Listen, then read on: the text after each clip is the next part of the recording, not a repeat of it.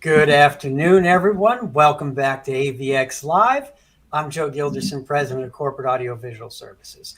And once again, this is like 2 weeks in a row. New record. I'm joined by my co-host, Ryan Finch. Hello, everyone. Good to be back. Man, I can't even believe we let you speak in these things. I mean, well, I don't know. I could say the same about you, but... Listen, I don't even know why I'm here. But either way, we are once again in the midst of another interesting time. We've had increases in vaccinations across most of our areas, but we've also had increases in the Delta COVID virus. And in some locations, like we discussed last week, it's very dramatic increases. Fortunately, at this moment, in our immediate market and in the New York area, most people are fairly healthy. They're healthy, but they're very cautious right now. Right. And, so I think everyone is really asking, well, what does that mean for our events? And that is a daily question, and I think for good reasons. So I don't know if we really have all the answers to these things, but that since it's been such a hot topic, we figured that there's ways for us to cover that each week. And so today we wanted to bring you a real case study of a client who has just gone through a similar scenario with really very successful results all around. But, Ryan, before we get started, maybe you want to remind people how to get involved and be a part of this? That's right. Just like always, like, comment, share, subscribe, please, all the above, wherever you're watching, YouTube, LinkedIn, Facebook. If you can show us a little love, show some support, that would be much appreciated. Helps us keep this going. And of course, we're doing this every Wednesday, 1 o'clock. So, you could set it in your calendar. You can remind yourself. We're not going anywhere. I might not always show up, apparently, but, you get something. So, again, please show us some love. Drop a comment on whatever channel you're watching, and we'll answer whatever questions that you might have live. And we'll bring you right into the program. How's that? So Is that good? There you go. That was really good. You actually hit all 3 points today. That's really good. Usually it's like 2 out of 3 ain't bad, but I got all 3. I mean, 25 episodes in, you've got it nailed now. I mean, perfect. Good stuff. Good stuff. Well, listen, should we get into this and I think we talk should. about today's guest? All right. Well, let me tell you about today's guest, Kate Westfall. Kate is the COO in charge of the AGInvesting division for HighQuest Group, overseeing the team responsible for the successful execution of Global AGInvesting, or GAI, and AgTech Nexus events worldwide. Kate runs point on efforts to communicate with our community, engage thought-provoking speakers, drive revenue, generate innovative content, and create new products and experiences for the conference series and GAI news. Prior to joining HighQuest, Kate worked as conference director in charge of agriculture, water, and infrastructure investment events for IIR USA, which is an Informa company. Before that, she was managing director, marketing and events with New Seed and Advisors, where she oversaw the planning efforts for the groundbreaking Agriculture 2.0 conference series. Kate graduated with a BA from, I don't want to say this wrong, Lees McRae College in North Carolina, and a master's degree in food culture and communications from the University of Gastronomic Sciences in Bra, Italia, which I think is so interesting. Please welcome Kate Westfall. Thank you so much, Joe. That last part doesn't even sound like a real thing, but I was there. It did happen. It sounds like a fake school. But yes, I'm delighted to be here with you. And just for everyone's edification, it is AG, which stands for agriculture, and not AG investing. So it's Global AGInvesting, everybody, and you can find us at globalaginvesting.com. Please stop by. AgInvesting. And see, that's why you're the communications and you work on all this. Because I'm an AV guy. We work in letters. Right, you're an AV, not an AG guy. Yeah. You can see how we made that association. Yes, I can. I can. So it's for future. It's AG. AG stands for agriculture. Very good to know. See, I've already learned something. That's why you're here. That's right. That's right. I'm done now. I'm going to sign off. It was great seeing you. Take care. That was a short show. Okay. Well, we're good. Ryan, I'm turning it over. So let's just go to the most important thing. Tell us about the master's degree in food culture from Italy. Oh my gosh. Okay, so it really is kind of a fake thing. But it was a wonderful time in my life. It was 2008, 2009, and was with 24 other incredible students from all around the world, and just really drilled down on supply chains, branding, and people's relationship to food throughout history, sort of like food anthropology, if you will. So Cool. it's not, you're not chef. You're not like making I'm not food. a chef. Okay. I mean, All right. I cook a lot, and I eat a tremendous amount. So I'm very Amen. into food, but I don't. No, I don't produce it. But I'm here to Very, support those who do. very Fair. nice. And Ryan, hold on. Yeah. Uh-oh. Do we have a favorite Oh, plate? I mean, this is hard hitting. This is the hard hitting news. right, No? right. Ask me that one again, and I'd like to see that transition again. Okay, all right. Give me 1 second here. Here we go. 3, 2, 1. So, Kate, do we have a favorite plate to make? That's very good. I'm a huge Thank fan of venison tenderloin, cooked rare. Ah, okay. Venison. Wow. I've Very recently nice. actually started my venison diet. I have my future father-in-law is a big hunter, so Wonderful. That's my dad too. That's how I have access to the venison that I need. Elusive meals. Yes, yes. Well, That was well, very good. Nice Very hunting good. joke. Go for it. Yeah, that was really great. Thanks, man. Um, so I guess let's just get started. Why don't you tell us Sure. a little bit about your event experience and then, Yeah. of course, like the purpose and the history of global ag investing on the grid. Nailed it. Yes, I would love to. Thank you. So basically, I've been producing events for over a decade now, and specifically for people in the food and ag space, and even more specifically for investors who are interested in putting some dollars to work in food and ag. So basically, GAI is owned by HighQuest Group, which is an advisory and consulting services firm that focuses specifically on the sector as well. So we're very deep knowledge base in the company across the food and ag supply chain. So we also produce events like Women in Agriculture and the Organic and Non-GMO Forum. So there are things outside of the investment realm, but specifically Global AGInvesting started in 2009 after the financial crisis. And a lot of investors were looking for a safe place to park their money that would, be a little less volatile than the stock market experience that they had in the year before. And so they came to HighQuest and started asking, can you get us some education and get us up to speed on what it would take to invest in farmland? And that started 2009. We doubled the next year. We just kept building a lot of investor interest in the space. And they really broadened out their interest. Once they got that baseline knowledge about farmland, they started looking at ag tech. They started looking at private equity deals. They started looking at ways to broaden their portfolios along the food and ag supply chain. So that's something that really helped propel the conference forward. As they were learning more, they wanted to learn more, and that's been great for us. And so that's basically how we got started and how we are where we are today. It's interesting. I've never necessarily thought of agriculture as safe money, but I guess you think about it from supply and demand. Everybody needs to eat, right? That's right. There will never not be a need for people to produce food, and there will never not be a need for arable farmland. And so I think when I say safe money, and I'm not suggesting that any of you listening go out and put your money into agriculture. That's not why I'm here.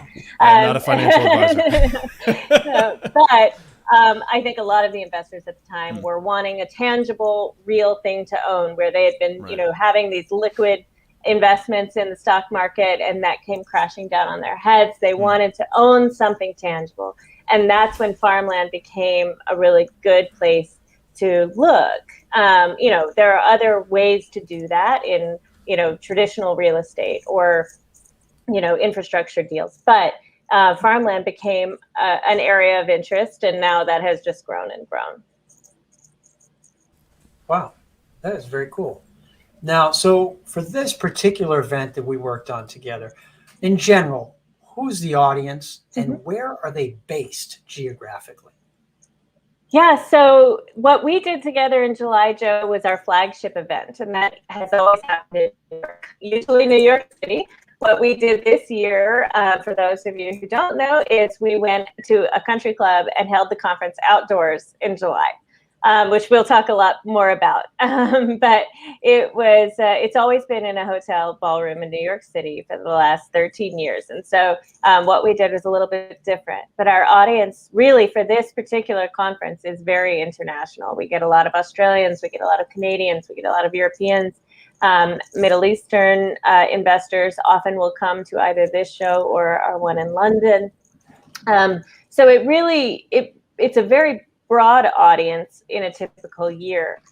We have regional events in Tokyo and London that are smaller than the US-based flagship, and so that's a different geographical footprint and different audience breakdown. The majority at the New York event is always US-based, but very spread out across the country. A lot of people in the I-states, a lot of people in California, Washington, Oregon. So it's very spread out across the country. But the investor base, which is why people are coming, is largely based in the New York area, and then we do have a lot of Californian and Canadian investors who usually make the trip. Obviously, this year was a challenge because there was really no international travel at all. Okay. So I was actually just going to ask you, because we talk a lot about on this show how one of the advantages to all things virtual is that we kind of can cast a wider net. We can expand our reach in many ways. So would you say that was the driver, is eliminating the travel for the choice to go hybrid? Was there more to it? So there was a lot to it, Ryan, and thanks for the question. I think that what we had to do in 2020 was, the complete shift virtual. No option for being together. And for a conference that is set up to build those relationships between asset managers and investors and industry people, because these are some of the largest landowners in the world, a lot of service providers and industry people want to be in that room as well. But when you're talking just about the investor asset manager relationship, that's really hard to do, especially if it's a new relationship or a new first time meeting. It's really hard to do in the virtual event context. And so we got by and we made it happen with 3 virtual events on the Global AGInvesting side in 2020. We did 6 overall in the company. There was Women in Ag US, Women in Ag Europe, and the Organic Non-GMO Forum, usually based mostly in the US. So we did 6 as a company, and that was a major just shift in everything we had ever known about how to produce an event. And we learned what our audiences liked and what they didn't like about that experience. And so we knew we needed to, if we could pull it off, we knew we needed to get together in person. It's to provide that connection point, because there's a lot of trust involved in writing those checks and making those relationships. And so we knew we needed to do it if we could do it. So we sort of jumped in the deep end. In December, we announced that we would be live in July. So it was a leap of faith, and the facts changed on the ground every week about what we would be able to legally do and what we wouldn't. But we kept pressing on, and people were excited, and we had a lot of support from the industry to make it happen. The reason that we needed to also provide the hybrid experience was, as we just said, the people around the world could not get there, and they still needed to be included and represented. And so the best way to provide that was to allow them a way to sign on online. Obviously, time zones are really tough when you're dealing with a mostly online international audience. So we learned some things there, but and just had to deal with people are not going to always be logging on live. They're going to be watching it later. They're going to be choosing their own adventure, basically. But that's why we needed to do it. If we had been a solely US-based conference, we would probably not have chosen to layer in the hybrid element. That's interesting, just that thought alone.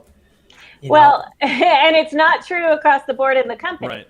Like Women in Ag, who deals more with a US-based audience and more industry people, they had a lot of corporate travel advisories and they just weren't going to send people to their live events.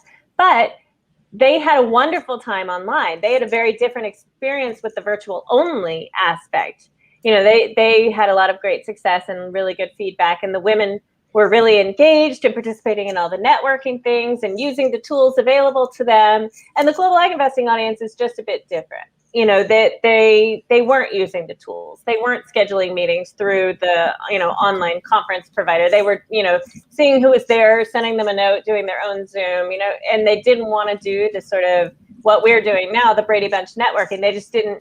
It just wasn't popular with this particular audience. That's why the most critical thing for any event planner is to know their crowd and know what's going to work. And so that's the only reason I say we probably wouldn't have layered in the hybrid, is because it just wasn't everyone's favorite. They just want to be together. So I think it just really depends on your group. Yeah, I think you're right. I mean, we're definitely seeing that depending on the group, everybody's experience is slightly different. Mm-hmm. But you do need to know your audience. I think that would apply no matter what type of event you're going to hold. Yeah. Or where you're going to hold it. Right. But I guess just to kind of take that next step. All right. So you guys decided on a hybrid. You knew the audience a little bit better. You said, this group really likes to be together. Obviously, we have to adjust to time zones and deal with the international audience. We have to have some sort of online component. But I guess I look at it as there's probably different intentions for each group. Mm-hmm. So let's look at the in-person audience first, the people who are inside the tent. What were the intentions for them, for their experience? Yeah, so knowing that they haven't been able to have these times together in a long time, we were looking to make it a really warm experience for them, almost like a family reunion environment. We had a lot of soft seating. We had a lot of nooks and areas where they could pull each other aside and have a chat. We tried to, do different kinds of giveaways than we typically had in the past, because the event was so different than anything that they had ever experienced with us. And so I think, providing a golf outing because we were at a country club, and that was different and new for them and very popular. And I think, also really having to read them up until the very last moment about what they were going to be comfortable with. I mean, again, our timing in mid-July in New York State was absolutely perfect. The virus transmission was quite low. The guidance was wear a mask if you're unvaccinated, and otherwise you should be fine. So we got really lucky. Obviously we provided hand sanitizer and all of these things. And there were a couple of people who were in masks, but literally I'm talking about two. And the rest of the 350 people who showed up in person were all quite comfortable hugging. It was like COVID was dead at the time. And so they also were willing to, we have a lot of sponsors who get a private meeting space to set up these one-on-one meetings with investors. And we had originally planned for that to be sort of a carnival style tent setup with private tents.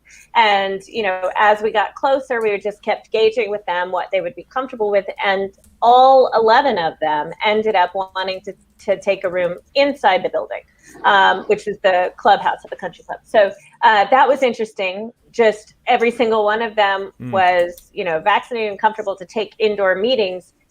Again, that was just of its time. That was like a very special moment of time.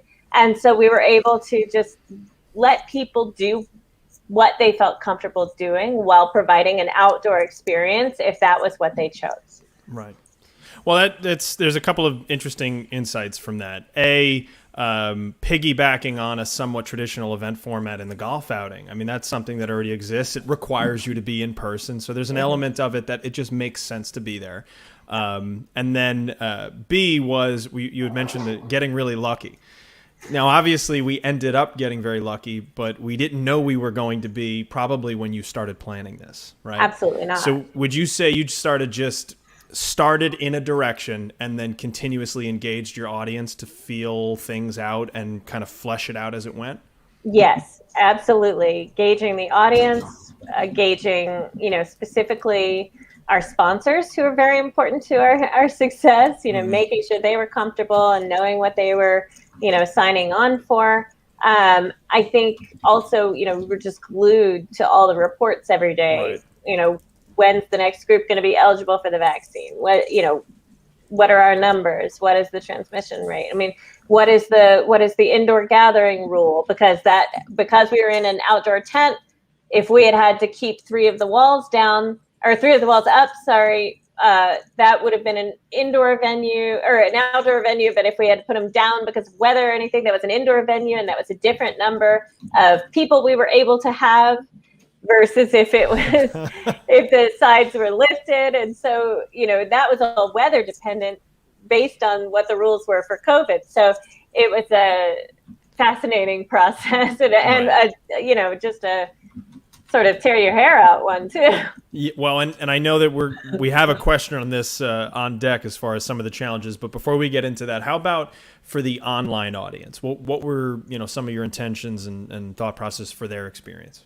Yeah, so that was really hard because like all of our in-person guests, we were really excited to be back in person too. So it's easy to get wrapped up in that energy, and it was very difficult for me to figure out how to try to convey that same kind of reunion energy to the people at home without just making them feel sad they can't be there.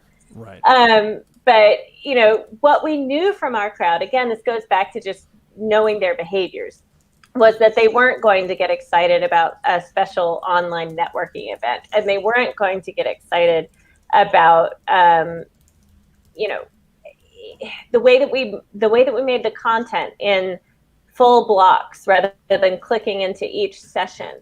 I think thinking about their time and ability to multitask while they're sitting at their computer. I'm sorry for everybody, that is not obvious to anybody else, but between each break, we did one live stream block rather than have each session be its own live stream. And for the people at home, there was a benefit from that in a couple of ways. One, they could sort of set it and forget it while they're doing other things, and they can listen to what's going on. And they didn't have to keep going back and clicking back in. And it was a benefit for us because we were never on schedule at this event. And I'm going to talk about that in some of the challenges. But I think, empowering the people at home to be able to use the same Q&A tools as the people on site, using the app to ask their questions of the speakers to make it, an engaged live experience. We thought about that a lot. For me, I knew that none of them wanted to really participate in the way that they were having to participate. And so just trying to make it as engaging and as fun from a content perspective and, educational. And then, just do the best we can to make sure that they felt seen when I was on the microphone or whatever. I think, I did a lot of, and for you at home, speaking directly into the camera to try to make sure that they felt like they were acknowledged. And I, again, without trying to make them feel like they were missing out too much on what was happening, because there was such a killer energy in the live event. Yeah. Well, it's kind of funny, too, because some groups, I think, especially early on, but even continuously, we've seen them sort of misunderstand what they're delivering in a virtual setting.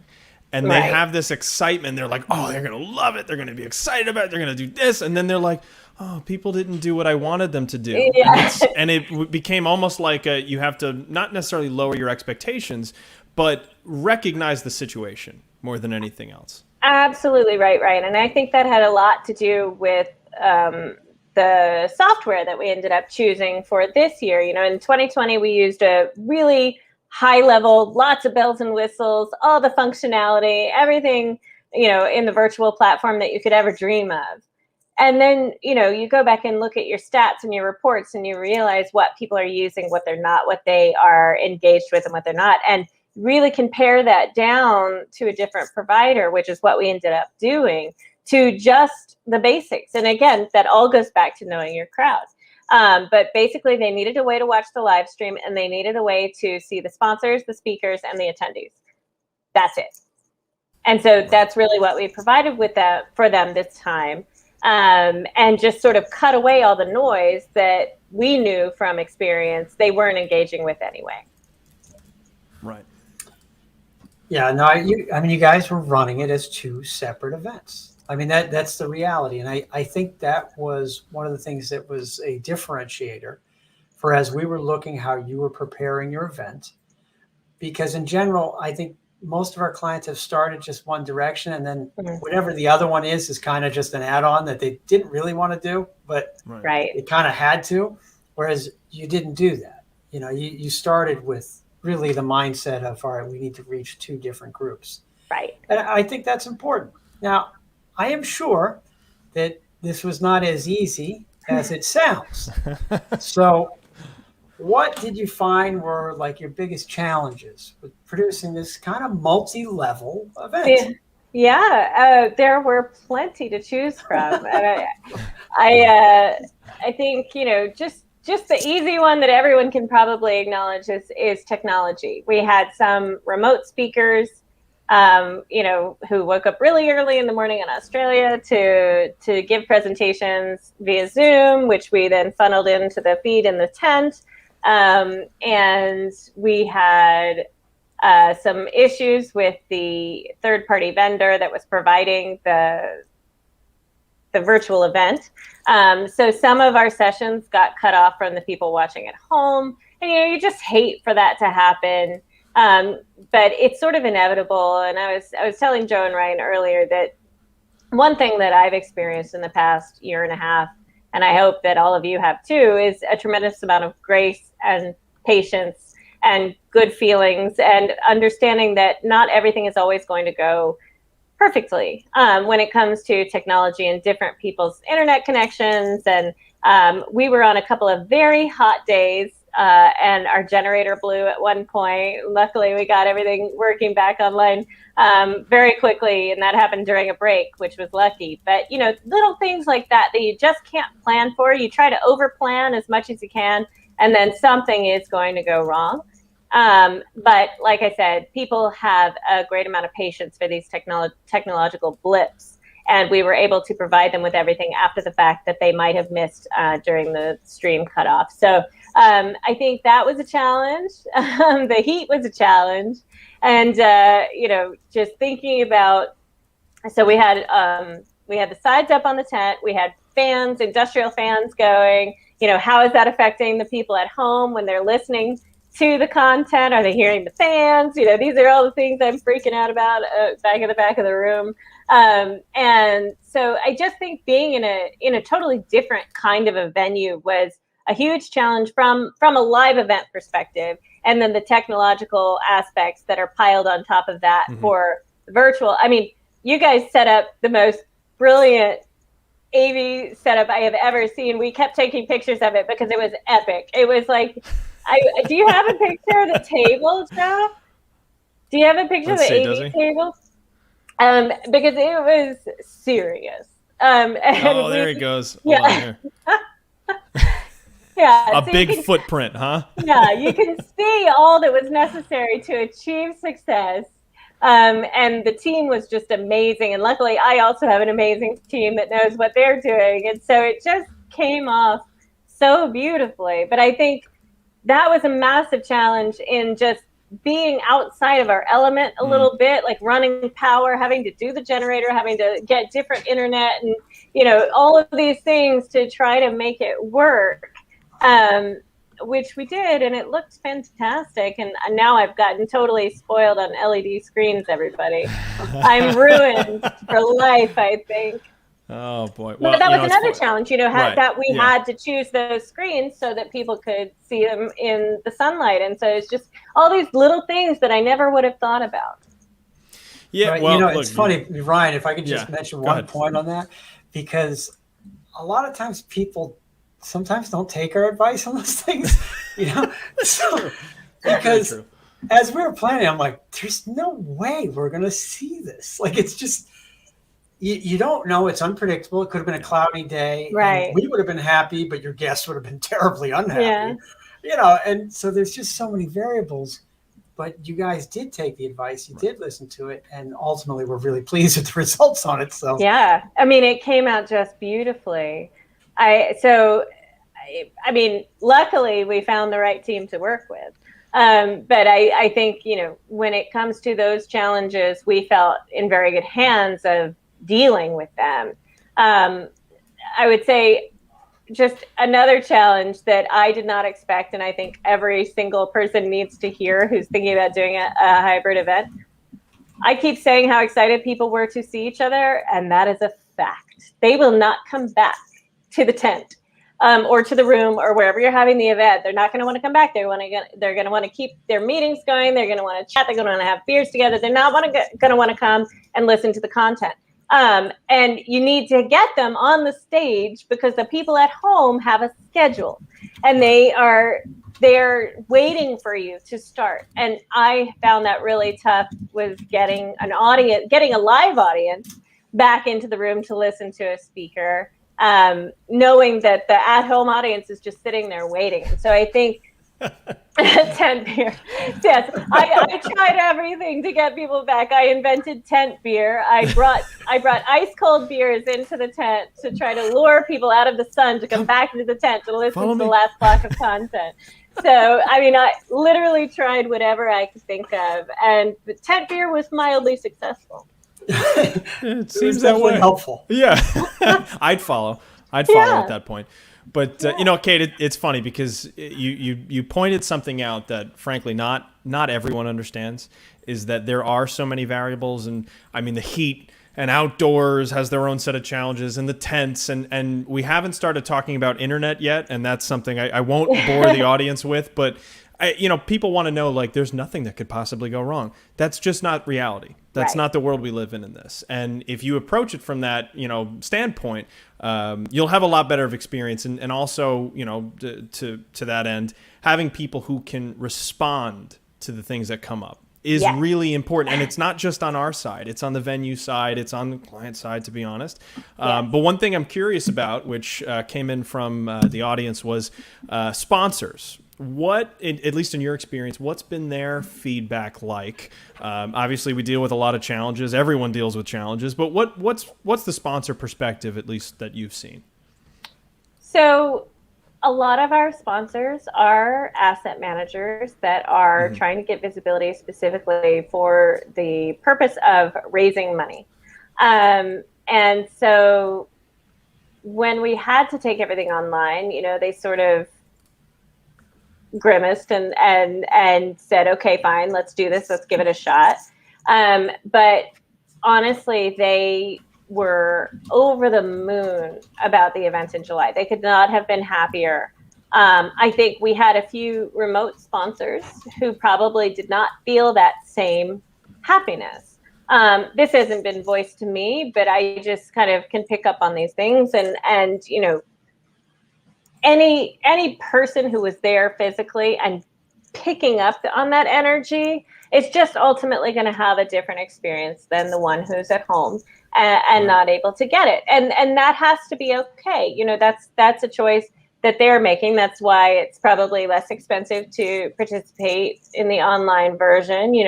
We're not feeding you. We're not, giving you tent beer.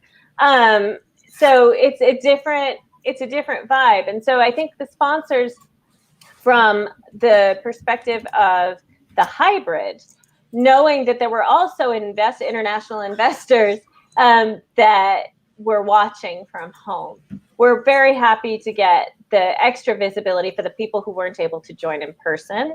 And the people who were sponsoring from afar, we're hopefully happy to get the visibility in front of the people who were attending live. Would everybody have been happier to have been, in person with at least one representative from their firm? Yes. Sure.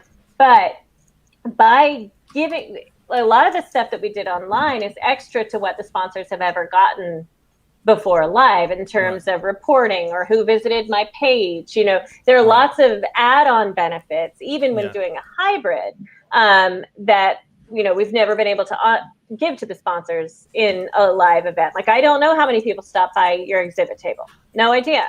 Right. But I know how many people clicked on your link, So there are things that we can provide to them in terms of visibility and eyeballs that we haven't ever been able to do out of this kind of a system.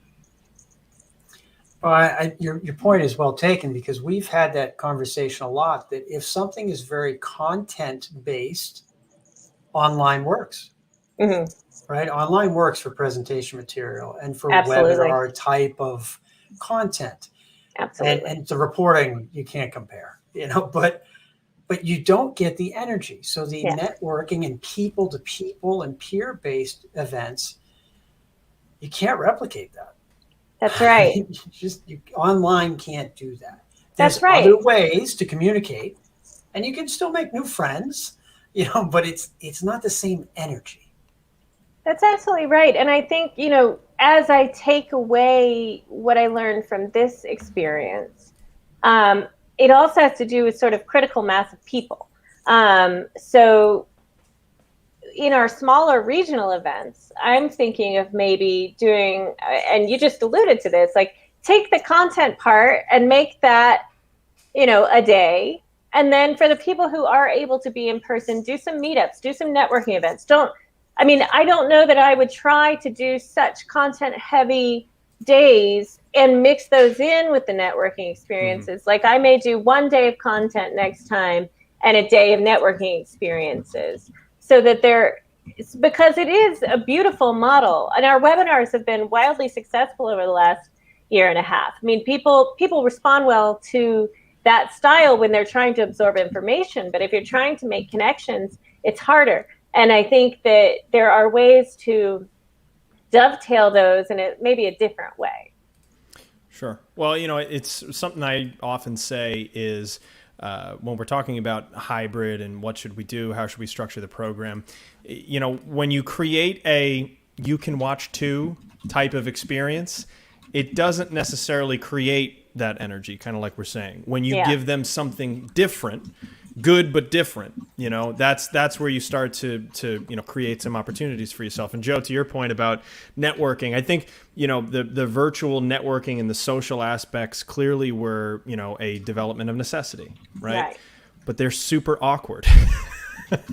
And it's hard to make it not that. And of course, given the choice, I think most people would much prefer to do those things in person. So separating the experiences, I think, is the resounding takeaway there.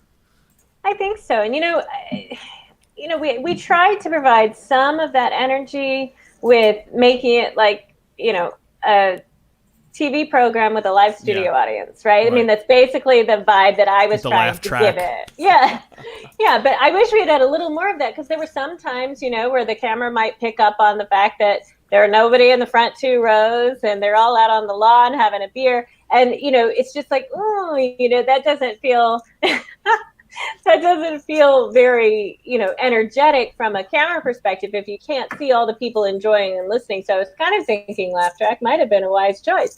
But I think that, if you're tight on the stage and you're getting that live presentation feeling, it is different than watching, just a library of Zoom presentation. Mm-hmm. But it was really difficult to maintain the timeline. I just want to stress that to everybody again, because if you've got people who haven't been able to be with other people other than their families for a year and a half, 2 years, they're going to get excited about small talk, and they're not going to be that excited, I think, to sit in the room and listen to really long blocks of content. So either trim them up or, find a way to lure them back as best you can so that you do have that energy in the room. It's important for the speakers. It's important for them to feed off of that, to Right. then feed it through the camera lens too. Yeah, so it sort of goes both ways, right? Yeah. We're concerned about creating the right experience, obviously in a virtual setting, but that certainly goes for in person. We joke around that, especially in the broadcast world, we are sort of competing for attention, right? Like we're not competing with Netflix, because That's if you're right. working from home, it's like right there, That's right. So the kind of thought process is like, how do we engage them? How do we keep them there?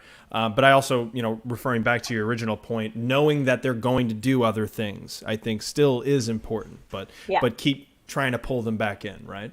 Right.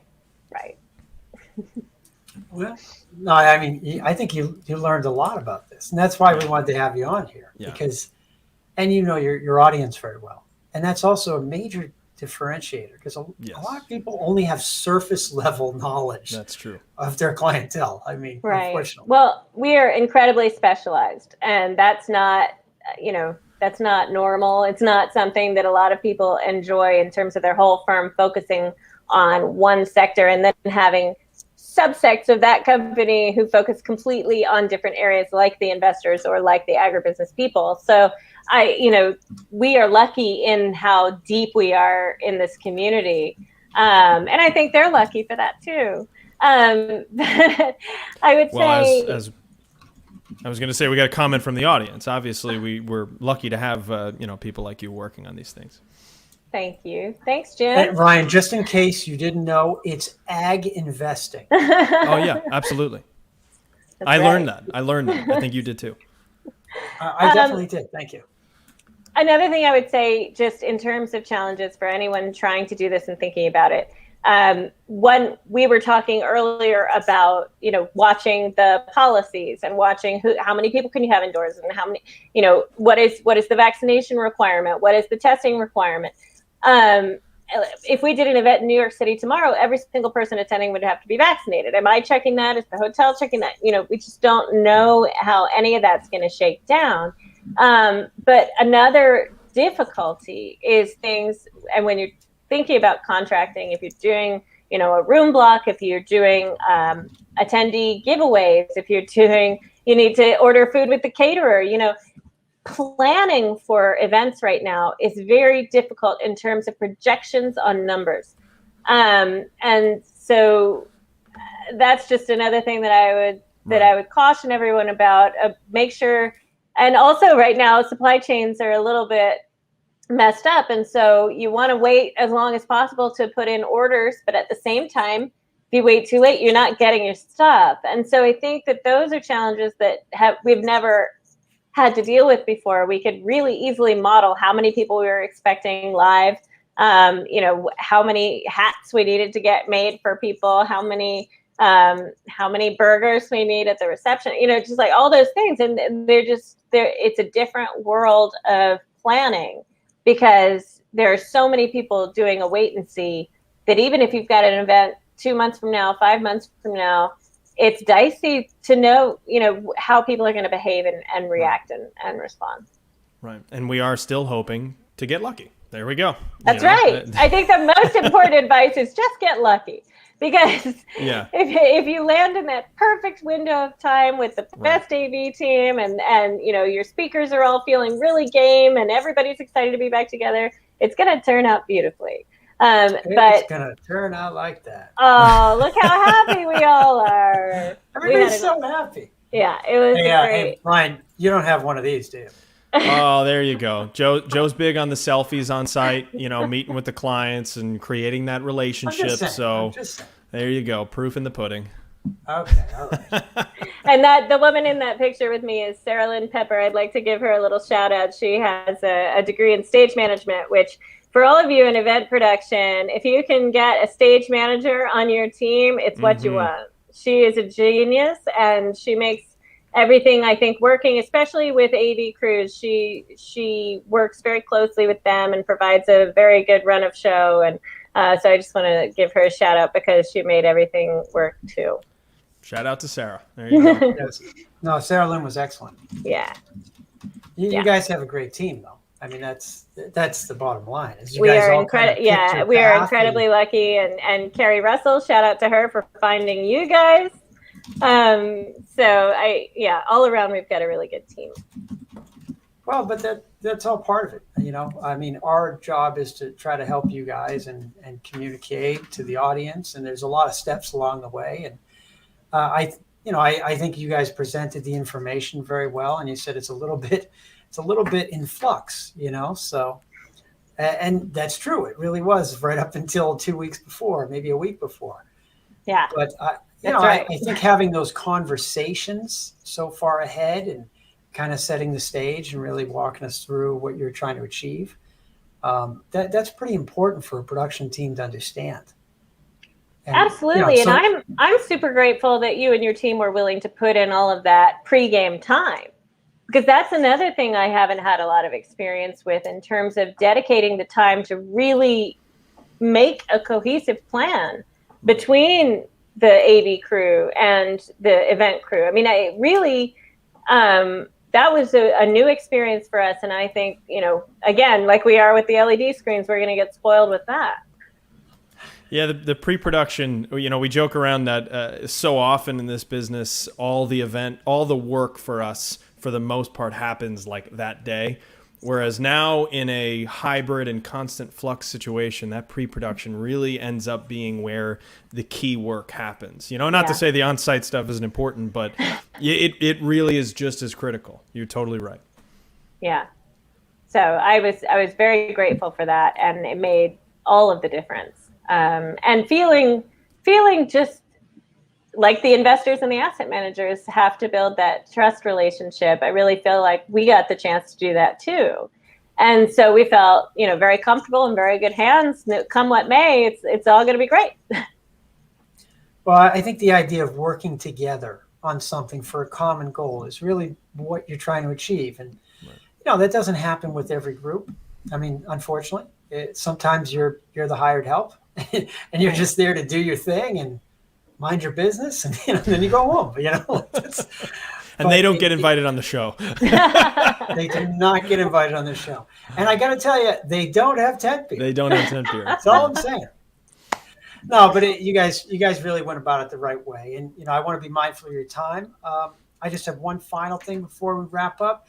Any other tips, for people asking about how to hold a hybrid event? Yeah, I mean, I think it took a little while for me to get my head wrapped around it after having done the totally virtual ones. I was just like, how is this all going to work? How are they going to see? Like, at one point we were even like, are the speakers on laptops on the stage? What happens? How does it work? And so I think my biggest tip is find the right people to work with. And I know that sounds like a plug for y'all, and it kind of is, but I would say I was able to see, because of examples that you could give me, and you guys were doing hybrid before it was a necessity. I mean, you guys have been live streaming events for a while before COVID ever hit. And so I think that gave me a great deal of comfort that it wasn't something that you just, scrambled together in the last year to figure out how to do it. And then when you were able to show us concrete examples of like the frames and the lower thirds and all of the things about how the viewer was going to experience it, which is just something that was really hard for me to wrap my head around, I think that was incredibly helpful. And I would say my other tip for hybrid is just, you don't need as much content as you think you do. You need to provide the education you're here to provide to the people at home.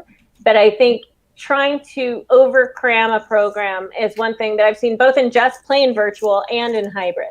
If someone is at home, like Ryan said, you are competing with Netflix, you're competing with their email inbox, you're competing with almost everything. Giving smaller chunks of really high-value content is, I think, the way to go. I think that's an excellent point, to be honest, because sometimes people go too long on things, which we're trying not to do today, but that is part of it. People try to just jam it all in there, but it doesn't play out as well, is the reality. Right. It gets rigid. Right. You take away from that peripheral exchange, the tent beers, you're dragging people back. No, sit in the seats because we got the stuff going on. And, so it's a well-made point. Absolutely. Ryan, you got to tell me if you're going to bring up tent beer. Sorry, you did have the banner. I wasn't ready for that. All right. I mean, 25 episodes, we still don't have it down. You know, that's why maybe you keep 26. working on it. That's Continuous improvement. That's what we're shooting for, Kate. That's right. But That's listen, right. We can always be better. We can always work on new Right. things. That's all. But Kate, thank you very much for all your time today. Thank you, and Bill. for all your efforts and insight. So Because good to really see you put on a good again. event. And hopefully, you can get moved in nice and calmly and smoothly before the fall season. Absolutely, absolutely. We're hoping for a swift resolution of the Delta variant, and hopefully, more people are getting vaccinated. And we have high hopes we'll be able to do our international events. But at the very least, hopefully, we will see you April 4th through 6th, 2022, in New York at the Sheraton Times Square. Well, then there you go. Like that We're very very much. familiar with the Sheraton. Excellent. Well, listen, thank you again, Kate. We're going to wrap up the program here so we can make it under the hour. Thank you both. This was fun. All right, Kate. excellent. Well, I got to tell you, that was pretty amazing, right? Real life experience, going through real challenges, how they were solved, how they thought about it ahead of time. Yeah, I mean, it's exactly what we get asked all the time. It's what should we do? And you know what? There were times where Kate and her team were asking the same questions, and they had to pave ahead. And it seemed like everyone was pretty happy for the most part. So hopefully you're able to take something from this. And of course, thank you, Mr. Dardano. We appreciate it. Joe, what do you say we wrap this up then? Huh? I think we wrap it up. Just one final, thank you to Kate and the entire team at Global Ag, especially our friends Carrie Russell and Sarah Lynn Pepper, who were excellent to work with. They have a phenomenal team. Everybody check out their website. If you're into agriculture, and we've already seen the comment, agriculture is a pretty big deal. You may want to go to the Sheraton event. Let's invest. Right. That's right. This is the time. Don't take my advice. I am not a financial advisor. I'm glad you're ready for that. That's great. And let's take us out. Okay, well, like always, thank you for watching and joining, and please come back next Wednesday, every Wednesday, 1 o'clock. And while you're at it, if you're on YouTube, LinkedIn, Facebook, wherever you may be watching, like, comment, share, subscribe, whatever it is to show us some love, we very much appreciate it. And of course, if you have any questions, drop us a comment, and of course, we'll try to answer it live, or maybe we'll do a whole topic on it next Wednesday at 1 o'clock. We don't know. We're making it up as we go. How's that? All right. Is that good? That was phenomenal work. Phenomenal work. Crushing it today. That's what happens when I show up 2 weeks in a row. Remember, you still don't have one of these. That's all I'm going to say. I haven't been on site at all lately, but I'm gonna get some client selfies. You just watch. All right, very good. Well, thank you, everyone. Ryan, let's head home. Hasta la vista. Take care, everyone.